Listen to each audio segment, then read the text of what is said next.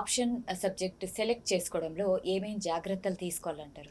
ఇది చాలా మంచి క్వశ్చన్ మ్యామ్. చాలా మంది యూపీఎస్‌లో ఫెయిల్ అయ్యేది ఆప్షనల్ దగ్గర. హ్మ్. ఒక ఆప్షన్ మీరు డిసైడ్ చేసుకున్నాక దాన్ని మీరు మళ్ళీ చేంజ్ చేసుకోవాలంటే 1 ½ ఇయర్ టైం వేస్ట్ అవుతుంది. అవును. సో వీళ్ళు ఎక్కువ సెలక్షన్ టైంలోనే కరెక్ట్‌గా సెలెక్ట్ చేసుకోవాలి. చేసుకోవాలి. సో ఇంకోటేంటంటే యూపీఎస్‌సిలో దగ్గర 42 ఆప్షన్స్ ఉన్నాయి.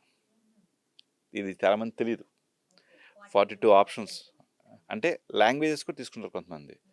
తెలుగు, తమిళ్, కన్నడ, హిందీ అలా రాసుకోవచ్చు. అలా కాకుండా మ్యాథ్స్, ఫిజిక్స్, కెమిస్ట్రీ అలా anthropology, political science, international relations, sociology.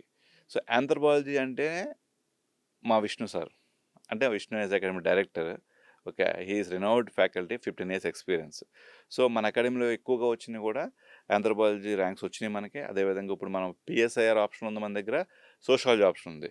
So వీళ్ళకి బెటర్గా మీరు సజెస్ట్ చేసేదంటే ఈ ఆప్షన్స్ వాళ్ళకి ఏది కావాలో చూసుకుని వాళ్ళు చూస్ చేసుకోవాలి. సో వాళ్ళ సబ్జెక్ట్ తగ్గట్టుగా ఈ 3 ఆప్షన్లో ఏదైనా ఆప్షన్ తీసుకోవచ్చు మన అకాడమీలో.